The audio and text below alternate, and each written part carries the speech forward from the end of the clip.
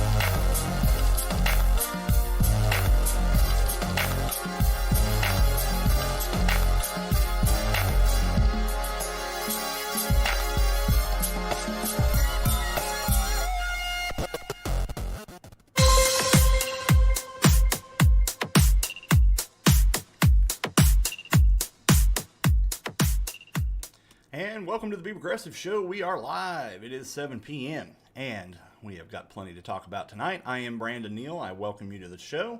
If you are not already a member, please subscribe and like and comment and do all that stuff that we YouTubers beg for you to do all the time. It really does help us out, especially new people like me who have no following. So anyway, let's move on. We're just going to start off the show tonight with some crazy news from Newsmax and the liberal double standard.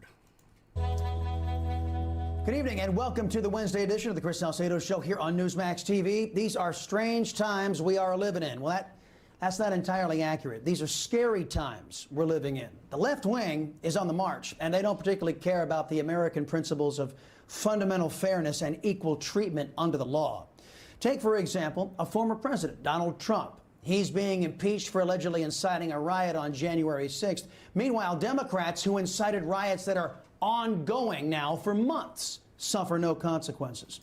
What about Congresswoman Marjorie Taylor Greene? Yeah, that's she liked some tweets on Twitter that some found objectionable. But, you know, he's going to go on and the same old Republican, tripe is that the Black Lives Matter protests, the Antifa protest, or, in some cases were riots and, they burnt down buildings and all those things. Of course, none of those things are endorsed on the left or should be endorsed on the right or the left. That just should be common sense. You just do not do these things.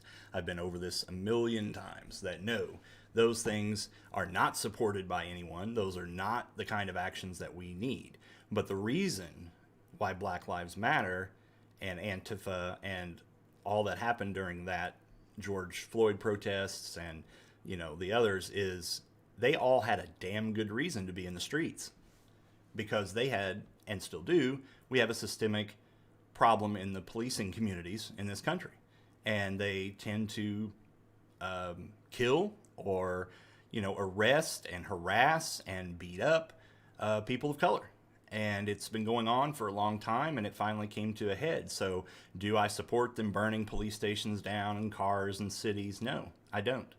But I also think that when nobody listens to a problem that is in plain view, like the, police brutality problems and the systemic corruption and right-wing nationalism that is woven through the policing communities in this country, when they do something like this and, and protest, it's because of the real world actual problems, okay? And so you want to compare that to the Capitol building storming. And those people at the Capitol building, the only thing they thought they were oppressed was because their political candidate did not win a presidency. That's it. That's it. So they showed up like the bratty little dumb children that they are, and they desecrated our nation's Capitol building, Congress, Senate, offices, threatened to take hostages, kill people. They were there to kill Mike Pence. They had a noose outside because Mike Pence didn't save their dear orange cult leader. So if you want to compare the struggle of the black community going in the streets and protesting and rioting because their communities are being literally murdered unjustly in the streets by police, you want to compare that reason to your political cult leader lost an election. That's it. They had damn good reason to be in the streets. The Black Lives Matter people and Antifa had a damn good reason to be there. Do I think they should have done the things that they did? No, I don't. But they had a good reason to be mad. And the people on the right did not have a good reason to be mad. They were just mad that their cult leader lost an election because they've created their entire lives and personalities around Donald Trump. Everything in their life's Donald Trump. They have Donald Trump shit all over their car, all over the front of their house. And when I hear the argument a lot that, well, I don't ever see anybody, I don't see any Biden flags, or I don't see any people getting, together for Biden. Well, for one, no one's excited about Joe Biden. No one. There may be some people on the left that are dumb that think he's good, but trust me, we're not excited about Biden. But even if we were, even if it was a candidate that we were all excited about, we don't act like weird, creepy fuckers that like completely obsess over a political candidate. You know, I'm a big Bernie fan, volunteered for the Bernie campaign. I've done things, you know, with Bernie, you know, the whole like movement. I've done a lot of that, and I'm you know, a big fan of Bernie. I've never had Bernie on my car, other than a Bernie 2020 sticker. I don't put pictures of him on there. I don't put great big like photoshopped pictures of Bernie all muscled out with a eagle and shit. That's just fucking creepy and weird. That's just all that shit is. So you've tied yourself and your whole life and personality to this political candidate that lost. And so you had to go to DC and destroy the Capitol building, just like Donald Trump told you to do. But you're still comparing, those two things. It's ridiculous. She's even said that some of those tweets, you know, weren't wise. But socialists say she must be thrown out of Congress. But the deputy press secretary for Biden's State Department says that our nation's cops are more dangerous than ISIS, and nobody's calling for her job. Well, they kill more people. You think I'm kidding? Go look it up. She gets to rephrase her anti-police statements. It's these double standards that are characteristic of the political cancel culture that are driving Americans nuts. No, that's really not the case. You know, this whole cancel culture, I feel like I'm like repeating myself in every video, but it's like it just continues on.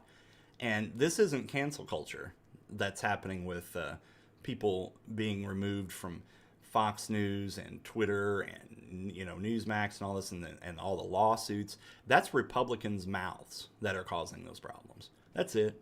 The Democrats didn't cause any of those problems for you. You did it with the absolute obsession with having your head up Trump's ass for 4 years, and you know, you just moved way into crazy town and started, you know, we have Marjorie Taylor Greene liking and retweeting things that are talking about killing political opponents. We have her on there talking about Jewish space lasers, and all the Republicans defended her. And then she got up there and made like a complete non-apology, and then said, "Oh, great, thanks. Now I just get to sit back and collect my $174,000 I get per year for being a rep and not do anything at all on any of these committees." She was happy that we removed her from any work. Not that she would have done anything, but she still would have had to shown up. And so she's happy about it. You know, this isn't cancel culture, folks. These are people like Marjorie Taylor Greene, like, you know, Donald Trump and that QAnon, you know, sedition and caucus is what I call them. You know, Hawley and Lauren Boebert and all those, you know, crazy people. So no, this isn't cancel culture. You know, you nowadays with the internet and everyone having a camera and some sort of a audio and video recording device in their pocket at all times, things get recorded much more often, and we see and hear things. And when we see and hear politicians act like Donald Trump and act like Marjorie Taylor Greene and Josh Hawley and all these people, then we see it, and so we're going to cancel you. You're getting canceled for doing something that you know that you're not supposed to do. And I don't care whether you agree with us on that or not. The facts are plain. So I'm just tired of this whole like right cancel culture stuff, you know. And I'm sorry, but who canceled Lou Dobbs? You know, Fox.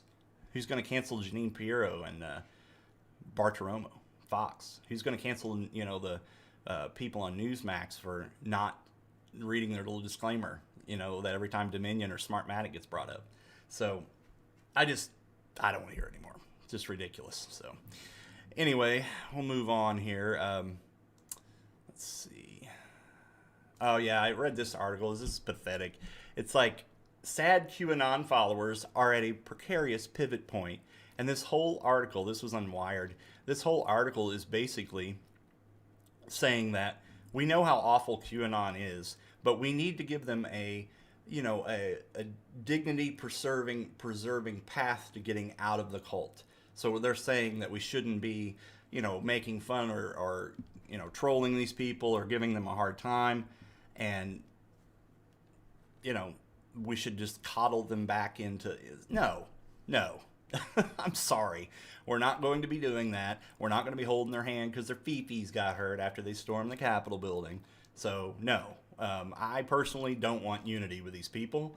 I don't care about these people. I don't have any, compassion for these people whatsoever. So, no, I will not be helping them on a path to realizing that they were morons. I think we're good with that. So, just wanted to touch on that real quick. We'll move on here to the ex-Parler CEO. And the Parler CEO who was recently fired by Parler's board for no reason whatsoever. Basically, tried to say that we want you to maybe dial back the direct threats of violence against political opponents and those kinds of things on Parler. He suggested that, and then immediately was fired without warning. Just fired him. They can't have any censorship whatsoever. They're going to allow that. And,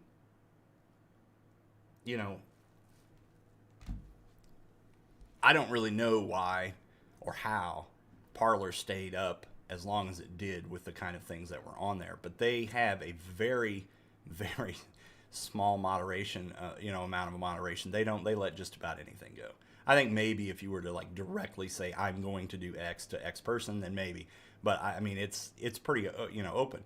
And so I guess they say here at one point that Parler offered Trump a 40% stake in exchange for becoming his go-to social media. They knew if he got on it that it'd be super famous. And so he says, John Matz is the guy, the ex-CEO of Parler. He said, quote, "I didn't like the idea of working with Trump because he might have bullied people inside the company to do what he wanted," end quote.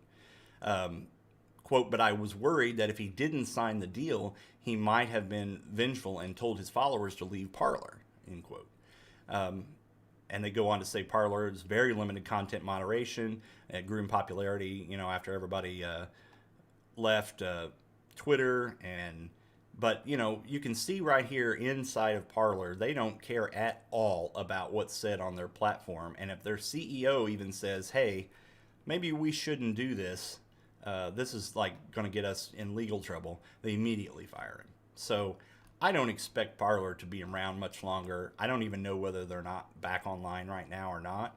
But I don't think that if they are, if they're going to continue to allow that kind of behavior, they're not going to be around long either. So don't know what to tell you on that one. Let's see. Oh, this is a fun story. I saw this. So we all saw this woman. This was back in 2017. It was the woman flipping off Donald Trump as he drove by.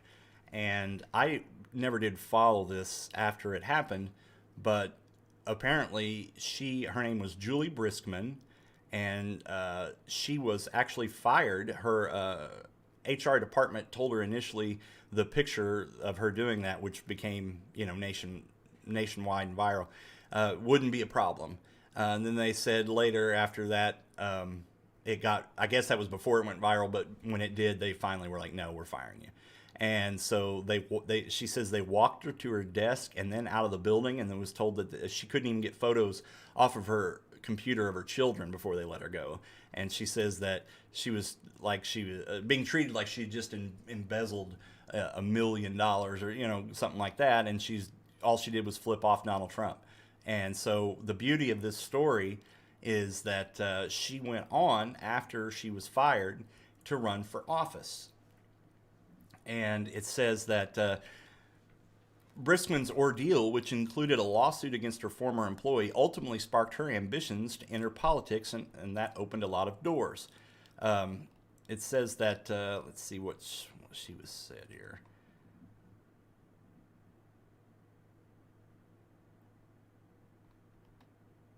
Well, I can't find the quote now, of course.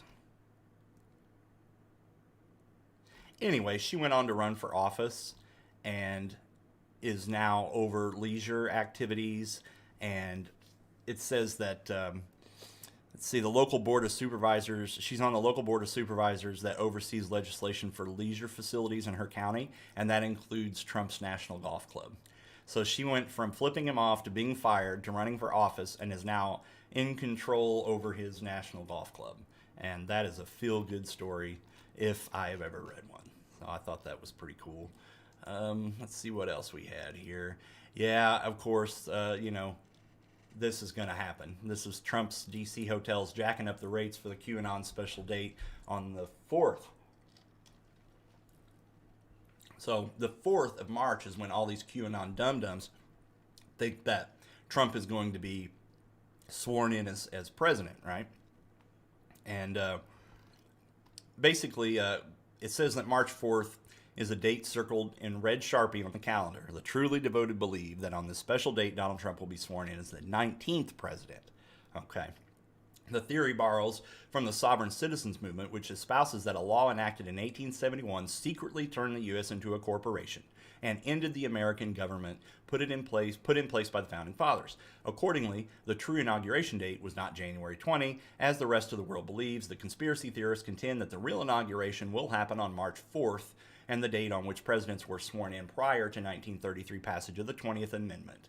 Still following?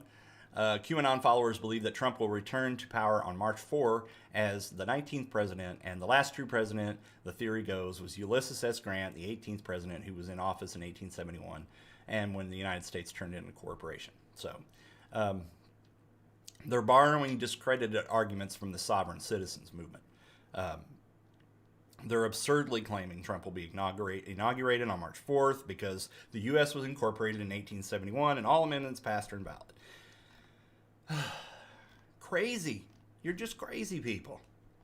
So, you know, of course, Trump is going to capitalize on that. So the Trump D.C. hotel on that date is jacking up the prices to something ridiculous. Like, they were saying that the least expensive room option is the Deluxe King, ranging from 350 to 475 square feet, and at this time of the year normally runs around 476 to 596 a night. The March 3rd and 4th, the same room is now $1,300. So he is expecting that the QAnon people are all going to come to D.C. to see him inaugurated. He's going to fleece them on the way in, and nothing's going to happen, and he's going to laugh at your stupid ass as you leave. That's all he's done to you that's all he has done. Donald Trump has done to his supporters for 4 years is fleece them and take all of their money and not do a damn thing for them. And this is like, even out of office, he's still continuing to grift as if he's the president. It's amazing. Just amazing to me. So, all right. Anyway, let's listen. Let's see. I think I actually may have clicked on the wrong thing when I was adding my links. Let's see. I don't know where. Yes, this one here was the one I was going to talk about. So, they want to bring on Rod Blagojevich. I can't even pronounce his name. So he was a Democrat from Illinois back in the early 2008, 9 era, somewhere around in there, I think. And he is corrupt to the bone and was removed. He was the first Illinois governor to be removed from office. He went to prison. He is a felon. So you may be thinking to yourself, why would Newsmax be bringing on A, a Democrat, and B, somebody that's a felon and has all these... Well, they don't care about that. They bring on Dinesh D'Souza all the time, and he's an ex-felon. They don't care about that. But why would this be happening? Why would they do that? So let's find out real quick. Let's run down this stupid 5-second ad, and then we will move on. For Chuck's sake, watch yourself. Biden warns family over business dealings. And this one, he's talking about his little brother, Frank Biden, who has all kinds of complex business arrangements, apparently, including a position at a law firm, even though he's not a lawyer. And the law firm is boasting about his brother's tie to his brother, the president. Want to bring in former governor of Illinois, Rod Blagojevich. Happens to have been a roommate, I believe, of Frank Biden way back in the day. There it is. That's why you bring on a Democrat felon to trash Hunter Biden. Anyway, Governor, first of all, welcome back to Newsmax. How are you? I'm doing great, Greg. Thank you for having me, and congratulations on the success of your show. I'm a frequent watcher Appreciate and a it. big admirer of yours, by the way. Oh, you got backbone. Governor, thank you very, very much. Hey, what was Frank Biden like in college? First of all, what college was it like, and how long were you guys roommates? Well, we weren't roommates. He actually was in the same law school as me at Pepperdine Law School in Malibu Beach, California. He was there the year before I got there, and apparently he didn't last beyond 1 year. You know, if you live in a glass house, you shouldn't throw stones. I wasn't exactly setting the world on fire in law school either, though I did make it through at the bottom of my class. But Francis Biden apparently was there the year before, and I heard stories about him. He was a kind of a colorful figure, and I guess he liked to use this line, consistency is the hobgoblin of little minds. And apparently he was consistent in saying that line over and over again, because I heard it and I never met him. All right, that is quite a statement. All right, so he didn't finish law school because he is now a non-lawyer. That's apparent in all the advertising. An arrangement like this, and you've been in public service for a long time, where you've got someone out there publicly through advertising saying, my brother is the president. Maybe it's legal, but it's cheesy to say the least. What are your thoughts on that? Well, my thoughts are this. President Biden actually revealed a little bit about how his sense of his mindset and how he views these things when he hears about his brother and he says, watch out. In other words, don't get caught. He ought to tell his brother, don't do it. And what he ought to do as the president of the United States is what I did when I was governor, issue an executive order. He's done 40 executive orders already. Okay. I can't handle this. So, like, you bring on a felon with deep corruption problems and extortion and, everything. I mean, Blagojevich there was, if you go back and read all that happened, during that situation. You want to bring this guy on to come in and talk about Hunter Biden's family members who might be profiting from Biden being president. It's funny that these kind of segments were not done during Trump and all the little Trumpkins making money off of Trump, and come on, Biden may very well be, guilty with that kind of stuff. I wouldn't put it past him, it's fine, but it's not, not fine in the sense that he's doing it. He shouldn't be, and he should be in jail if he is, but saying that this is a big deal because this guy works at a law firm that, and he's telling people that, it's like, how old is this guy? Everybody fucking knows that guy, knows he's Joe Biden's brother. It's not like he's just now coming out and letting everybody know. So what? He's not making any money off Joe right now. I mean, if you want a scandal, look, the Hunter Biden stuff, like, a lot of that was made up horse shit with the whole laptop and stuff, but there's legitimate ties there that's much more. I think he would have a much better time investigating, or it would bear more fruit to look at that than just the fact that Biden's brother has a job. That's literally all it is. And then you have, like, the Trump kids on, and Ivanka and her, worthless POS husband, Kushner, making millions and millions of dollars off of this, and then Trump raking up, the prices for Mar-a-Lago, and, like, all that man did was profit off of office for 4 solid years and make all of his little, family members rich in the process. And they were all out there doing it blatantly. And then you want to do a segment with a ex-felon talking about the fact that Joe Biden's brother has a job? That's Newsmax for you, man. Journalistic integrity right there, buddy. They're just absolute morons, I tell you. Well, I've had enough of the Republicans for tonight, folks. I can't take it anymore. So, I'm live 7 p.m. Monday through Friday, Eastern Time. Please like, subscribe, comment. If you have anything you want to discuss, you can leave that, on one of my social media. I have them all listed there. You can leave comments. If you have an article you want me to go over or something, I'm glad to do that. So please like, subscribe, share. All of these things really help us out. As new YouTube content creators, it's very hard to get started. So I've been doing this since November. I'm doing around, I got maybe 240 subscribers, so that's not bad for that short amount of time. But I just want to get the word out and get the show out. So please, if you like, just share this to your social media. And I will see everybody tomorrow night, 7 p.m. Eastern. This is the Be Progressive Show, and I am Brandon Neal.